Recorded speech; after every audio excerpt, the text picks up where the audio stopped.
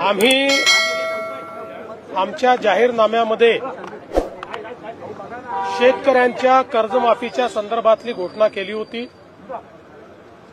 त्या संदर्भात आम्ही मागच्या काळामध्ये एक समिती तयार करून कर्जमाफी कशी करायची, दीर्घकालीन उपाययोजना काय करायच्या, अशा सगळ्या गोष्टींचा निर्णय केला होता। कारण कर्जमाफी हा एक भाग आहे, पण शेतकरी वारंवार कर्जाच्या विळख्यात अडकतो आणि म्हणून त्यांना आपण बाहेर कसं काढू शकतो अशा प्रकारचा सगळा विचार व्हावा अशा प्रकारची अपेक्षा होती। त्या दृष्टीने आम्ही जे मित्राचे चेअरमन आहेत प्रवीण परदेशी यांच्या अध्यक्षतेखाली एक समिती तयार केलेली आहे।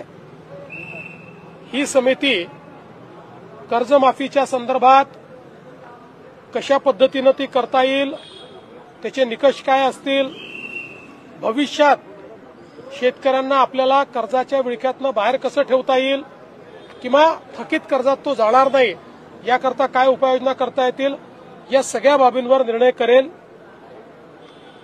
त्या संदर्भात आम्ही असा निर्णय आज केला आहे की एप्रिल महिन्याच्या पहिल्या आठवड्यात या कमिटीने आपलं कामकाज पूर्ण करावं आणि आम्हाला कर्जमाफी कशी करायची, त्याचे काय निकष ठरवायचे या संदर्भातला एक अहवाल द्यावा आणि या अहवालावर कर्जमाफीच्या संदर्भातला जो निर्णय आम्हाला करायचा आहे तो 3 महिन्यात म्हणजे 30 जून 2026 पूर्वी करण्याचा आम्ही निर्णय केलेला आहे।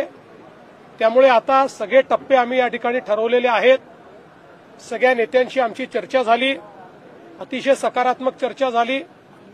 त्या चर्चेमध्ये त्यांनी देखील याला मान्यता दिलेली आहे। आम्ही त्यांना समजावून सांगितलं की आम्ही पहिल्या दिवशीपासून कर्जमाफीच्या बाजूचे आहोत, आम्ही दिलेलं आश्वासन पाळू हेच सांगितलेलं आहे।